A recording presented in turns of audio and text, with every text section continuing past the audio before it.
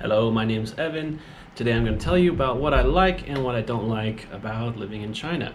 Mostly, altogether, the positives very outweigh the negatives.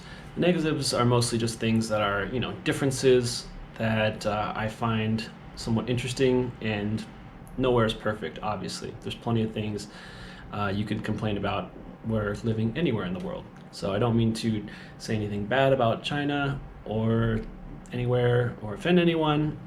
This is just my personal experience and what some other foreigners here might find somewhat difficult to adjust to if they move here. So yeah, hope you enjoy the video, and here's a backdrop of a painting that I'm currently working on. As you can see, there's still some tape, it's not quite finished, but I'll be making a video about this painting in the process as well soon, once I'm more close to finishing it. All right, so let's get started.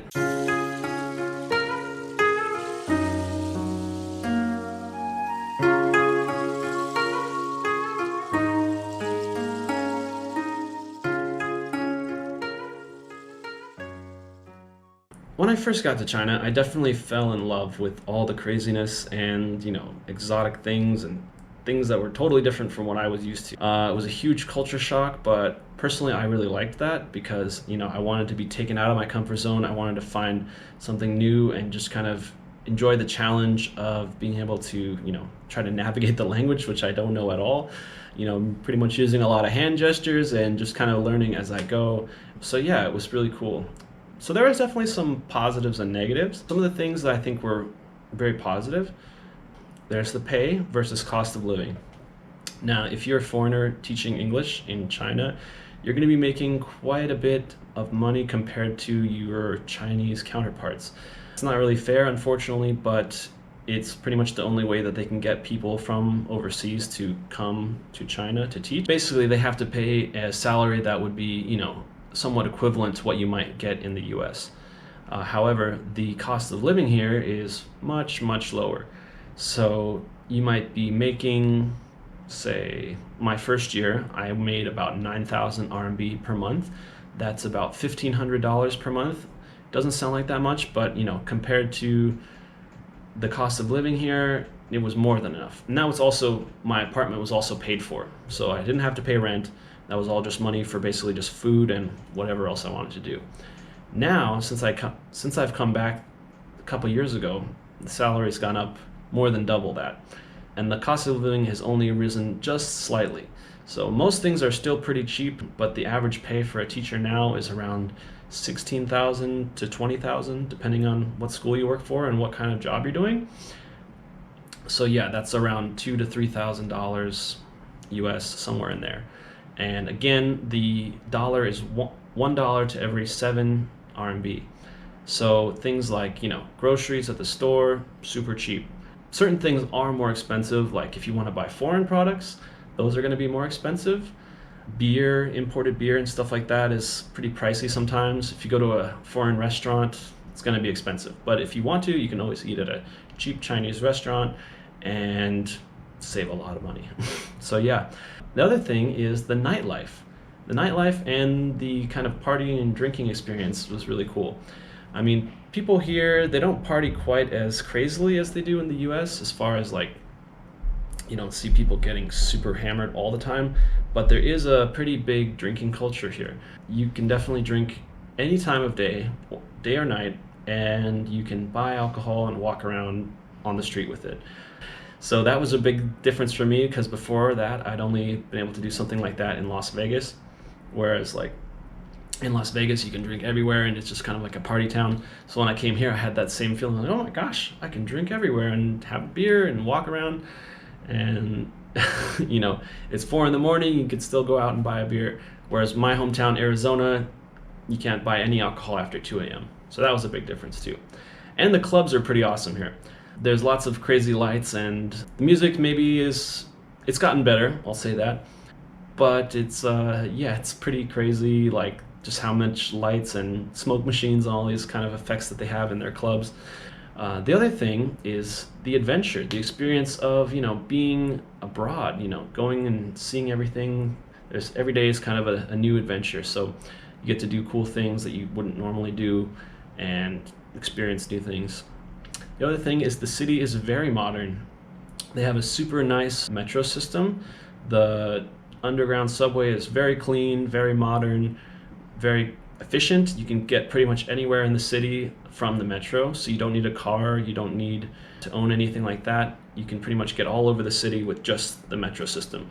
Also, the train system. If you're going between cities, there's trains to everywhere, and it's really efficient as well. Another great thing about Guangzhou specifically is that it's a great jumping off point for lots of other places if you want to travel. You've got Hong Kong, it's only an hour away by train. Shenzhen is just on the border on the mainland side. You also have all these other Southeast Asian countries, Cambodia, Thailand, Laos, all these other, Philippines, all these other countries that are just, a couple hours plane ride away. And it's very cheap to go travel to those places during your holiday. So that's a really cool bonus as well. The other thing that you wouldn't really necessarily think of right away is that China, or at least Guangzhou, it's a very international city.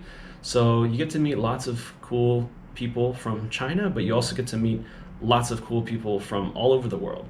So while living in Guangzhou, I've made friends from the UK, Canada, different parts of Africa, different parts of the Middle East, all over Europe, different parts of the Americas, Costa Rica, South America, all these places.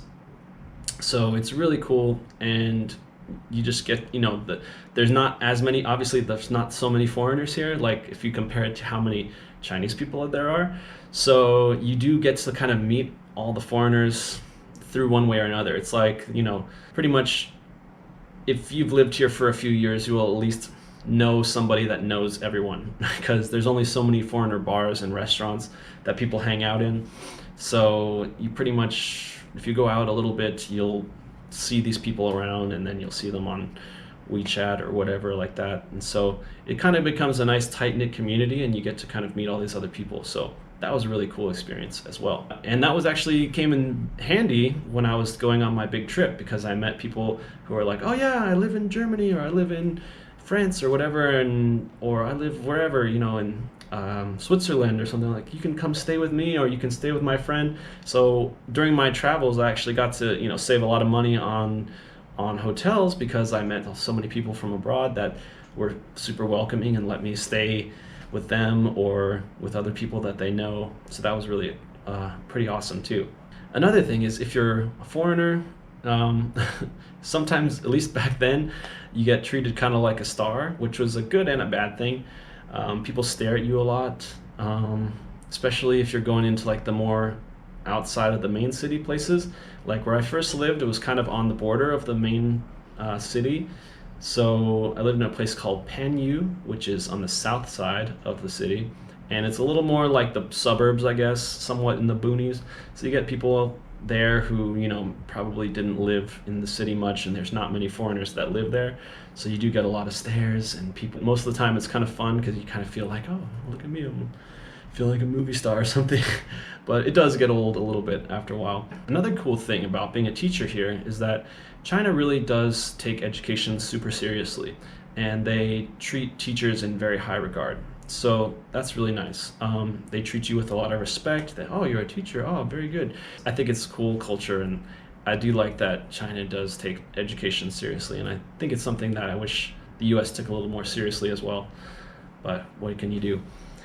Another thing is, learning a new language is always fun. It's interesting, it's definitely a challenge, but it's a fun challenge, and it's super useful. So, I've been here for 5.5 years altogether, and I will say, I'll admit, my Chinese is not nearly as good as it should be.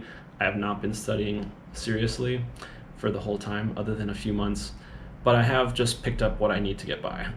And it's good. I've learned quite a bit. I think I'm pretty decent at conversational things, and I can get by with what I need, but I'm not fully fluent by any means. I can just get what I need, which is stuff like food, taxis, and other little things here and there. And so many people speak English here because it's such an international city that you don't really need it, except for some of those situations.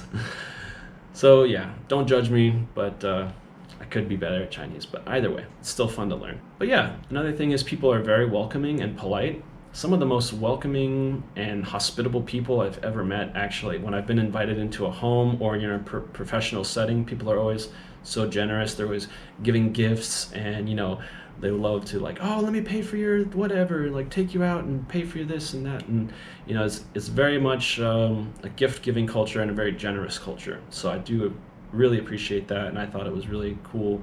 Always felt like I was very welcome here.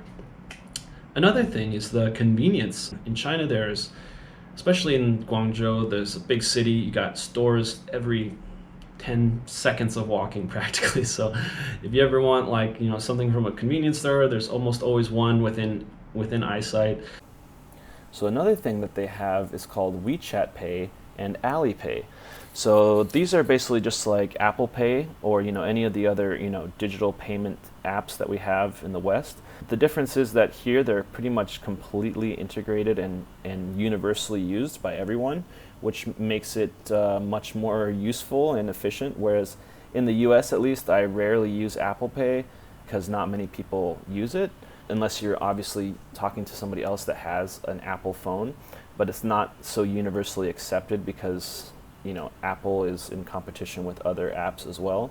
But here, Alipay and WeChat Pay are pretty much used by everyone. So everywhere from a supermarket to paying your rent to your landlord, or just paying something to like a street vendor, buying some apples or something on the street, you can just scan their QR code with your phone, and you never have to bring your wallet anywhere, and you don't have to worry about carrying cash with you and stuff like that. So that's really useful and efficient as well.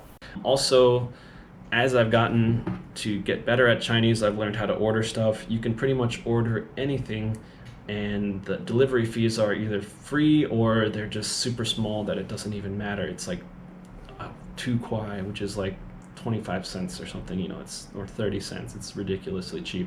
In the recent years, they've gotten this thing called Taobao, and they've had it, I guess, for a while, but it's only been recently available for foreigners. It's pretty much like Amazon. You can buy just about anything on there, and they'll deliver it right to your home within a matter of days, and it's super cheap, and you can literally find everything because it's all stuff that they make in factories in China. So that's super convenient, somewhat dangerous because you might just find yourself buying a bunch of crap you don't need, which I have done plenty of times, but it's still fun, and it's so cheap that you're just like, whatever. But yeah, so another thing is Chinese people are also pretty open-minded, especially the young people. They're pretty open to learning about Western culture, and they want to learn all these things, and they really love Western music and Western movies and stuff like that. So that's another cool thing. Another thing is the food is really good. Now, sometimes the food is not very acceptable to a Western palate. I'm pretty open with food, so I try to just eat whatever. If other people are eating it, at least I'll try it. There's one thing I'll say is the food is certainly different than American Chinese food. It is not the same at all. There's only like one thing that's pretty much the same, which is the sweet and sour pork. But other than that, it's pretty much all different. But you do find some really good stuff that you might not expect. So it's kind of it's a huge country, so you have different kinds of food from all over the place. Guangdong specifically is known for not being super full of spices and flavor, so it's very much like they call it light flavor. To me, I call it a little bit bland, but you can also find some really good Guangdong food. You can also find, Sichuan food. It's got the very famous peppers. Hunan is also really spicy, which I love spicy food. You've got all kinds of food from all over the country. So it's hard to say, like, what is the best, but I mean, there's something for everyone, basically. So definitely tons of food culture and lots of delicious food, but also lots of weird food too. So it's kind of fun to try.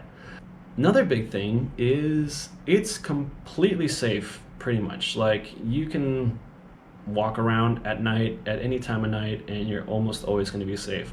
Now, that kind of comes with the caveat of there being pretty much no privacy.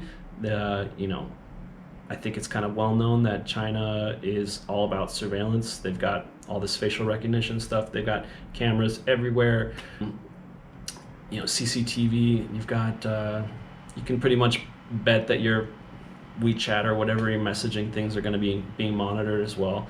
But as long as you're not breaking the law, you feel safe. Like as long as you're not doing anything wrong, then you have nothing to worry about.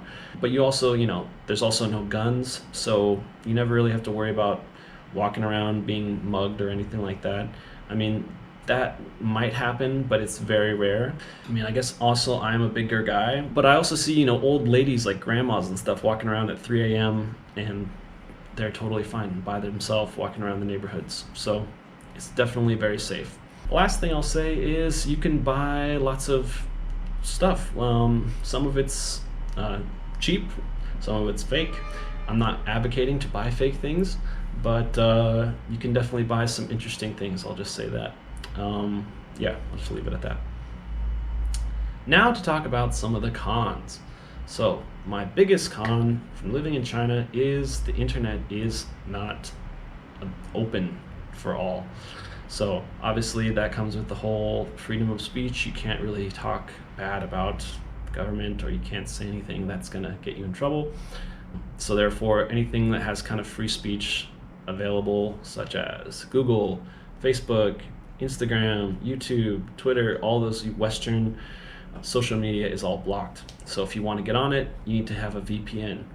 And if you have a VPN, you can get on it. They don't really crack down on whether you have a VPN. I know lots of Chinese people that have them and use them. So I don't think it matters if you access the sites. They just make it so it's a little bit harder. And it definitely is a little bit slower with the VPN sometimes, unless you have a really good one, which I do. If you're gonna get a VPN, I recommend Astro. That's the best one from my experience. I have no problems with it so far. I've tried a bunch of different ones. So yeah, that does get challenging, especially when you can't, watch things like Netflix and all these other things. But you learn to kind of live without it for a while. I didn't really miss Facebook that much after a while. And, it makes it a little bit nicer when I do get to go on. The thing I do miss is YouTube, obviously, but as I've gotten that better VPN recently, I've been able to watch YouTube more consistently, and my VPN lets me use Netflix now. Whereas before, Netflix was blocking VPNs, but now it works. So they have some kind of special way to get past that. Don't tell anyone. So the next thing is you get weird food sometimes. Like I said, the food can be really good. It can also be very, very strange. One of the biggest things that I don't like about the food is that a lot of times they have bones in all of their meat. For example, you have a chicken. In the US, you might get the wings and the breast, and that's pretty much it. Whereas here, they will just chop the whole chicken like a cross section, and then you get like all the bones in there as well. It's not that bad, but sometimes they just chop it so much that you just get little shards of bone, or you might see a plate of sweet and sour pork, but then there's bones inside, and you can't, just eat it. I don't know. You get used to it after a while, but it is a little bit annoying at first, and definitely kind of off-putting at first. But if you have an open mind, you can get over it, and it is quite enjoyable. And sometimes the bone is kind of nice, especially, I don't know, for some foods anyway. But yeah, and of course there's always Western restaurants that you can go to if you don't prefer the Chinese food. So there it is. Another thing is, at least that puts off some people, is that there's somewhat of a culture here that people are, I guess, maybe rude by Western standards. I don't think it's considered rude here, or if it is, it's not really like talked about that much. One of the things is, in public, people tend to spit quite a bit and will go really loud. It's more like the older people that do this. I don't really see many younger people doing it, but people are hawking loogies and spitting them on the street, sometimes in the subway, which is really off-putting. But again, I think that's kind of part of the growing pains of the culture.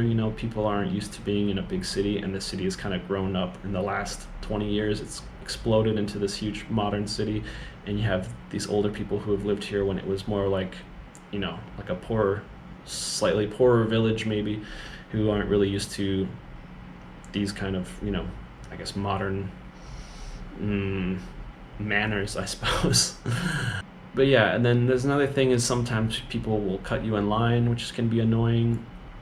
Again, I think that comes with the whole kind of huge population. Everybody kind of every man for themselves kind of thing. You got to take what you can get. Things like that, picking your nose, but I do that as well. And peeing in public, I do that as well. But at least I'm a little bit more discreet about it. And again, that's not everyone. It's more in the boonies, in the outskirts of town that you see that, not so much in the main city. So I think it's just kind of a thing that will change as the country kind of develops more, and the new generations grow up with this kind of more modern society. That I think will change as well. But again, I think it's just kind of a cultural thing. It's not really considered. They're not trying to be rude. It's just something that nobody really cares about. Another thing is the toilets are a little bit weird. I have a Western toilet in my apartment. A lot of places do, but a lot of places, especially public bathrooms, they will have, we call it a squatty potty in English, but I guess it's just basically it's like a porcelain hole in the floor that you kind of hover over and squat over when you're doing your business. It does take practice to get used to because we're not really used to squatting that way in the West, but apparently it is more healthy. It's better for your bowels, I guess, if you're in that position. It's more natural for everything to just come out. And also it's, your butt isn't touching anything. So you're not sitting on a toilet seat where other people have sat down. So in some ways, yes, it is more sanitary, but there's also more space between your butt and the bottom. So if you're having any kind of bowel, IBS or diarrhea or anything like that, it's going to be a little more messy and a little more gross. So yeah, sorry for that image, but that's just how it is. So I pretty much avoid them at all costs if I can, especially if I'm going number 2. I'll try to find a Western toilet because I just prefer to sit down. But sometimes you gotta do it, and it's not too bad once you get used to it, but it does take some time to get used to. Sometimes some parts of the city are a little bit dirty, especially in those outer parts where I used to live in Panyu. There's not so many, trash cans around, so a lot of people just kind of throw stuff in the street, and it usually gets swept up by these people who are, basically like street janitors, I guess. And they have these giant bamboo brooms, and they sweep everything into a big pile, and then at the end of the night, the garbage man comes and just takes it all out of the street. So during the day, it kind of like you'll see these piles of trash kind of be collecting in the streets. That's again more in the outskirts of town. In the inner city, it's a lot more well taken care of. There's a lot more trash cans around, like public trash cans.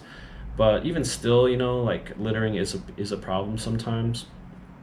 But it's getting better, and they're actually, in just this last year, I've really seen a huge change in China taking on like the whole trash problem. Because before there really wasn't much difference between, it was just all trash is trash pretty much, and then there'd be those people who would come and pick all the recycling out of the garbage, and they would be the ones who recycle. So nobody really cares where you're throwing it, in a recycling bin or a garbage can. But now, in like the last 6 months or 8 months ago or so, they've made it so they have like all the different ones. So it's more like Japan now, where they have like, regular garbage, kitchen waste, recycling, and like dangerous hazardous waste or something. So there's like 4 different ones, and those are pretty much going up all over the city as well. So it's like they're making big changes. They're making moves to try to make that better. So that's cool. Sometimes there is some people who are a little bit anti-foreigner. Specifically, I've noticed that with taxis. When I first came, there was no other like Uber or other personal driver service other than taxis. So if you wanted to take a taxi, you have to get some, to hail one down, and a lot of times they'll just drive right by you if you're a foreigner, or sometimes they'll just they don't want to take you, which I thought was weird. I mean, I come from a city where I never really took taxis that much. But I always understood that it was a kind of requirement if they see someone that, they're supposed to pick them up. But here, there's been so many times where the taxi will just be like, oh no, I don't want to go there. Like, that's too far away. I'm like, dude, come on. But now they have this thing called Didi, which is basically the same as Uber. Uber got bought out by the Chinese government, basically, and replaced with a Chinese company called Didi. So it's pretty much exactly the same. Yeah, so they don't have Uber here. They just have Didi. And it's just one company. But it works, it's efficient, and it's way better than taxis sometimes because at least you know they are not going to refuse you, and they're going to take you, you know, to wherever you're going without trying to rip you off or something like that. So, anyways, mostly though, people are pretty cool. Just occasionally you get some, you know, anti-foreigner sentiment, which isn't cool. Again, there's not really much privacy. That's just something you kind of have to accept here. But, you know, in the US as well, after the whole, you know, WikiLeaks and Snowden kind of blew the lid on all that, we pretty much know in the US we don't really have privacy either. It's kind of an illusion, but at least there's not like obvious cameras everywhere. So as here, it's like it's a little more obvious that the government's watching you, whereas in America we at least have the illusion that they're not, but we know now that they basically are. So it's interesting. Another thing is if you do commit a crime or you do get into any kind of mix up with the law, let's put it that way, like you get into a fight with someone, you're pretty much guilty until proven innocent here, especially as a foreigner. Whereas you have to prove your own innocence if a Chinese person accuses you of doing something. Now, that's very rare, but we do hear stories about that kind of thing. You just got to be careful. You got to know that you're in a foreign country and that you have to be respectful and just don't get yourself in any trouble. And pretty much mind your own business and you'll be fine. But yeah. Another thing is that, yeah, you do have to watch out for buying fake stuff. There's lots of fake stuff around. If you're like gonna buy electronics especially, you might run into a place that's selling like fake Apple stuff. But it's pretty obvious that it's not an Apple store if like, you know what an Apple store looks like. If it's anything that says Apple Retail or something like that, you can guarantee it's not gonna be real Apple, even if it looks like real products. So if you buy something like that, you know, it might work fine at first, but then down the road, who knows? Maybe it'll just crap out on you or something like that. But yeah, so you do have to watch out for that. Yeah, and thus it is also easy to get cheated if you're not knowing what you're doing. It helps to have someone that's there. And so that was really helpful for me that I had people that worked with me, both Chinese and foreigners, that could help me, you know, when I'm buying stuff and, you know, because you'll get people that, oh, so you're a foreigner. I'm going to sell you this piece of junk from the street that looks like an old, you know, ancient thing, but it's really worth, you know, nothing, or it's not real. It's not a real antique, but they'll try to sell it to you for like 200 RMB when it's really worth 20 or something like that. So yeah, you just got to be smart. Don't be stupid. The last thing I'll say is this is more true in the past than now, but when I first came here in 2013, I think it was kind of the end of this era of pretty much China accepting everyone and anyone who wanted to come here and teach, because of just there was a lack of people who were coming here. So you get people like, I don't know, just crazy people. There's actually a term for this in China called LBH, which stands for loser back home. Obviously, not everybody's like that, and but you also meet some people that you just know suck.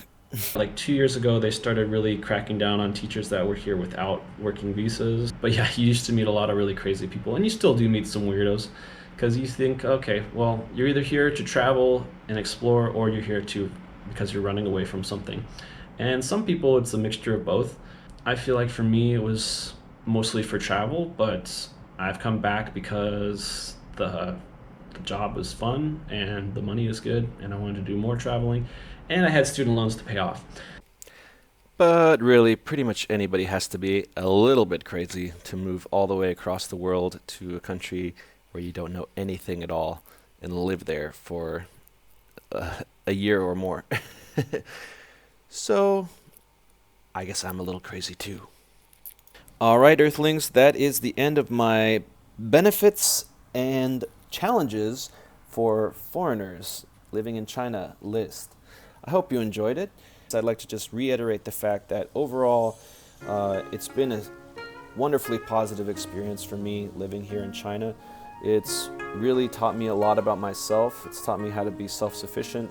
I've really grown as a person, and I definitely recommend traveling to anybody who's never left their country before, and just getting out and seeing the world. Because, like I said, you don't only just meet people from the country that you're staying in, but you meet lots of other people traveling, and it's really an eye-opening experience. It's one of the best forms of education, and it's also super fun. But yeah, life here is pretty great. I have a lot of friends that have lived here for many years. Some of them have started families here. You know, if you're a teacher, you can work pretty much as much or as little as you want. There's so many teaching jobs, not only in English, but in pretty much any field that you're interested in. You can make enough money to sustain yourself and do whatever you want, go on trips, go out and party every weekend, or you can save your money and really save up a nice little nest egg for yourself as well.